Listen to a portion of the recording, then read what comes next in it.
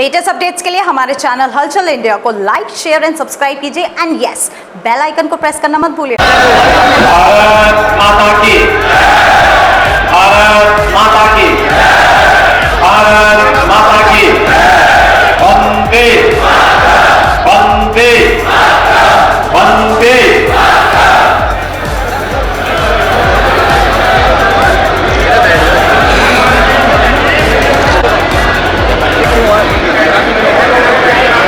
Media जल्दी खाली करवा दोगे, एक्स्ट्रा खड़े हो। देश के प्रथम स्वातंत्र समर 1857 के अमर बलिदानियों के पावन धरा को, जहां देश की स्वाधीनता के लिए 16 से अधिक अमर बलिदानी हंसते हंसते फांसी के फंदे को चूमने का कार्य किए थे। ऐसी पावन धरा को मैं कोटि कोटि नमन करता हूं और आप सभी का हृदय से अभिनंदन करता हूं। यहां के महान शिक्षाविद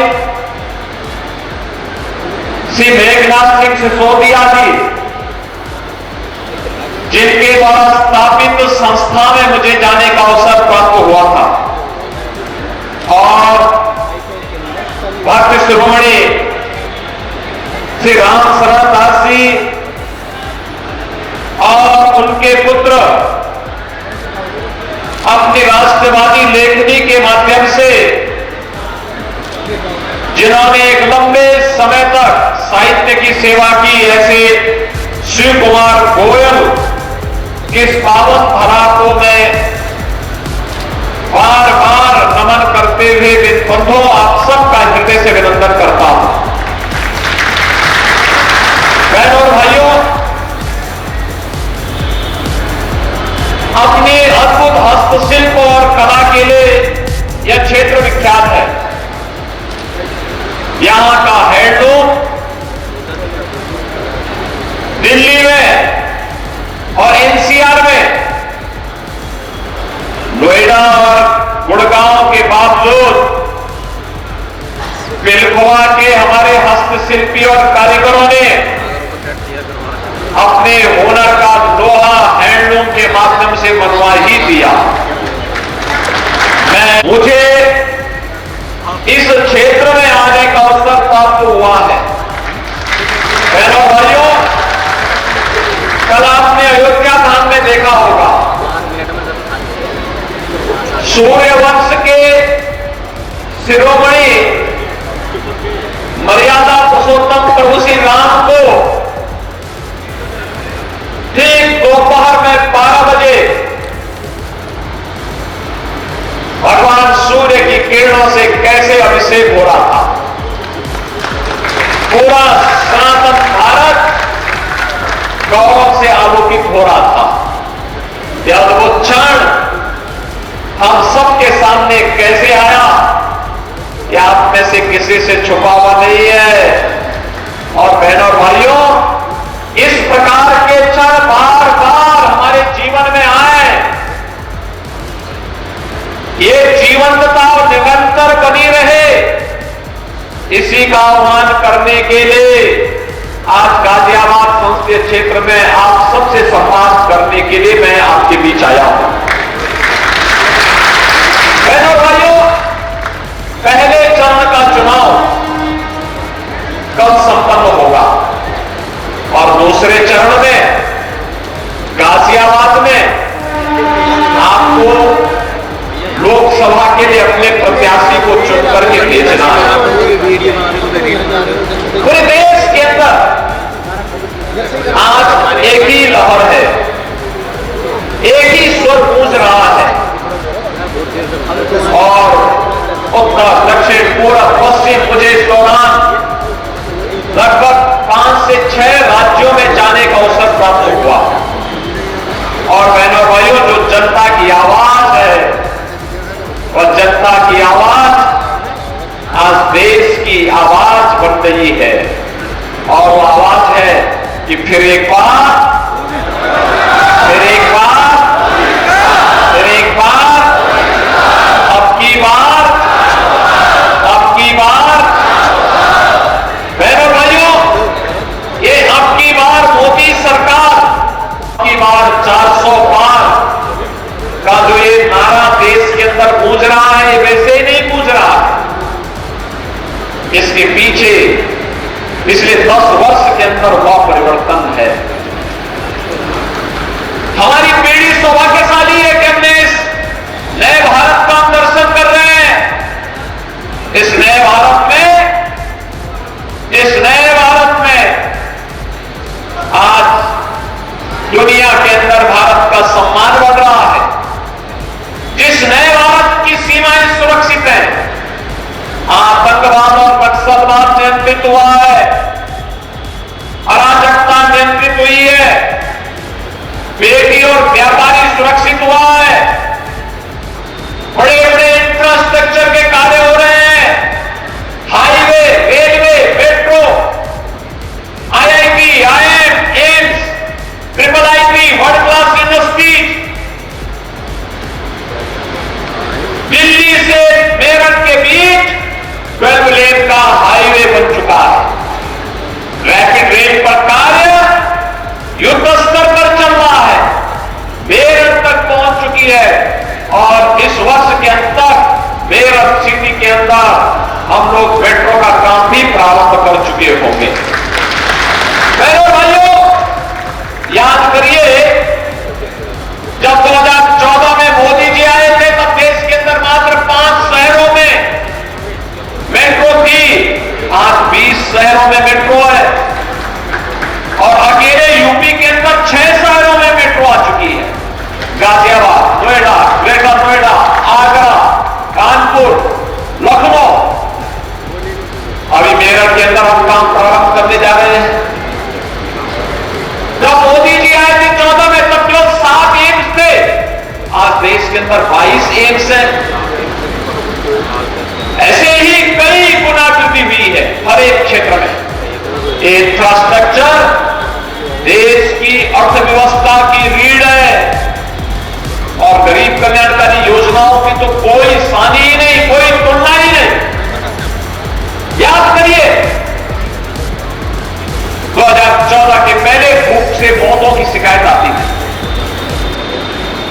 मोदी जी आए, उन्होंने जाति, मत, मजहब, क्षेत्र, भाषा के आधार पर नहीं, बल्कि सबका साथ और सबके विकास के आधार पर पूरे देश के अंदर योजनाओं का लाभ देने के लिए जो अभियान प्रारंभ किया, आज उसका परिणाम हम सबके सामने है।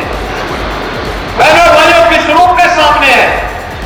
आप इस बात को देख सकते हैं, 80 करोड़ लोग, 80 करोड़ लोग पिछले 4 वर्ष से फ्री में राशन की सुविधा का लाभ प्राप्त कर रहे हैं, और अगले 5 वर्ष तक फ्री में राशन मिलेगा। याद करिए, 1947 में पाकिस्तान बना था, भारत को तोड़ करके पाकिस्तान बना। भारत की भूमि का ज्यादा भूभाग पाकिस्तान के लिए चला गया। एक बड़ा भूभाग गया, जितनी आबादी थी उससे ज्यादा भूभाग गया। लेकिन बहनों और भाइयों, आज पाकिस्तान, भारत जहां 80 करोड़ लोगों को फ्री में राशन दे रहा है, वहीं पाकिस्तान में 20 करोड़ 22 करोड़ की आबादी भूखों मरने की स्थिति में है। वहां भूखे वाले हैं। ये स्थिति आज पाकिस्तान की है।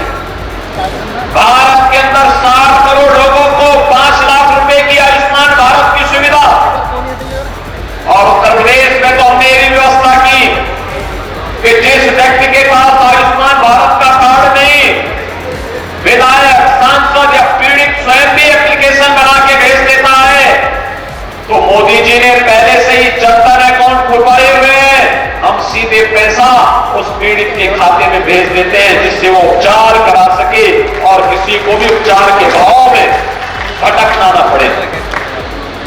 50 करोड़ लोगों के जनधन अकाउंट खुल गए।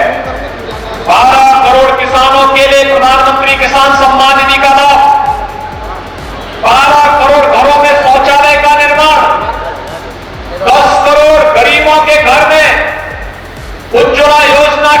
योगी जी के फ्री के कनेक्शन, 4 करोड़ गरीबों के लिए मकान बन जाना, 2.5 करोड़ घरों में बिजली के कनेक्शन मिल जाना, ढेर सारी ऐसी गरीब कल्याणकारी योजनाएं जितनी पाकिस्तान की आबादी है उससे बड़ी आबादी भारत के अंदर पिछले 10 वर्ष में गरीबी रेखा से मुक्त होकर के एक खुशहाल जीवन यापन कर रही है। बहनों और भाइयों, जो ये परिवर्तन आपको देखने को मिल रहा है देश के अंदर, जो ये परिवर्तन है, ये परिवर्तन का कारण केवल और केवल देश के यशस्वी प्रधानमंत्री श्री नरेंद्र मोदी जी हैं। और इसलिए बहनों और भाइयों, जो आपने कल अयोध्या में देखा, भगवान राम का भगवान सूर्य के द्वारा सीधे सीधे तिलक हो रहा है, तो देश और पूरी दुनिया देख करके उत्साहित थी, उत्साह और उमंग में थी। 500 वर्षों के बाद रामलला को अपनी जन्मभूमि पर अपना जन्मोत्सव मनाने का अवसर प्राप्त हुआ। बहनों और भाइयों, मैं पूछना चाहता हूं, ये जो कार्यक्रम कल अयोध्या में हुआ, कांग्रेस सपा बसपा की सरकारें होती तो क्या ये हो पाता? क्या ये लोग कर पाते? क्या राम मंदिर का निर्माण कर पाते? क्या जम्मू कश्मीर में धारा 370 हटा पाते? क्या 3 तलाक की कुप्रथा को समाप्त कर पाते? क्या हर घर नल की योजना लागू हो पाती? क्या बहनों और भाइयों, ये सपा बसपा और कांग्रेस ने तो उत्तर प्रदेश को दंगा और कर्फ्यू की चपेट में ला दिया था। हर दूसरे दिन दंगा, महीनों कर्फ्यू। आज कर्फ्यू नहीं है, आज तो धूम धड़ाके के साथ कावड़ यात्रा निकलती है इस क्षेत्र में, कोई रोक टोक नहीं। नौजवान के लिए आजीविका भी है तो आपकी आस्था का सम्मान भी है, विकास भी है तो गरीब कल्याणकारी योजनाएं भी हैं, बेटी और व्यापारी दोनों सुरक्षित हैं तो सुरक्षा का एक बेहतर माहौल भी दिया गया है। क्या ये सपा बसपा कांग्रेस के लोग दे पाते? और इसीलिए मोदी जी ने कहा है कि बहनों और भाइयों, हमें विकसित भारत बनाना है। विकसित भारत के लिए विकसित उत्तर प्रदेश चाहिए और विकसित उत्तर प्रदेश के लिए मोदी जी तीसरी बार प्रधानमंत्री बनने चाहिए। मोदी जी प्रधानमंत्री बने, इसके लिए अब्दुल गर्ग यहां से सांसद बने, इसके लिए भारतीय जनता पार्टी ने उन्हें अपना प्रत्याशी बना करके आपके बीच में उतारा है। और बहनों और भाइयों, इसीलिए हम लोग आपके बीच आए हैं आपसे कहने के लिए कि प्रधानमंत्री मोदी जी की संकल्पना के अनुरूप विकसित भारत के लिए आत्मनिर्भर भारत आवश्यक है। आत्मनिर्भर भारत के लिए उत्तर प्रदेश का आत्मनिर्भर होना आवश्यक है और इसी के लिए आज हम सब आपके बीच आए हैं। आप सब सहमत हैं? सहमत हैं? बहनों भाइयों, मैं आपसे एक बात और कहने के लिए आया हूं। अब्दुल गर्ग का इस दौरान, चुनाव के दौरान गांव-गांव घर-घर घूमना कठिन होगा, क्योंकि चुनाव तो केवल 14 दिन का होता है। 2000 से अधिक गांव पड़ते हैं, वार्ड अलग है, मोहल्ले अलग है, टाउन एरिया अलग है। इसलिए आप सबको मोदी जी और योगी जी का प्रतिनिधि बनना पड़ेगा और अब्दुल गर्ग स्वयं बनना पड़ेगा। सहमत है ना? सभी लोग सहमत हैं? अब्दुल गर्ग को कमल चुनाव चिन्ह पर भारी बहुमत से विजयी बना के भेजेंगे, इसी का आह्वान करने के लिए हम लोग आए हैं यहाँ पे। 26 अप्रैल को दूसरे चरण में मतदान है आपके यहाँ, तो अभी से तैयारी, घर घर जाकर के एक एक वोट को सजोने का कार्य और कमल खिलाने का कार्य आपको करना है। सहमत है? तो बहनों भाइयों, अब्दुल कादिर जी मेरे पास सामने खड़े हैं, आप दोनों हाथ मिलाकर उन्हें आश्वस्त करिए मेरे साथ बोलेंगे, भारत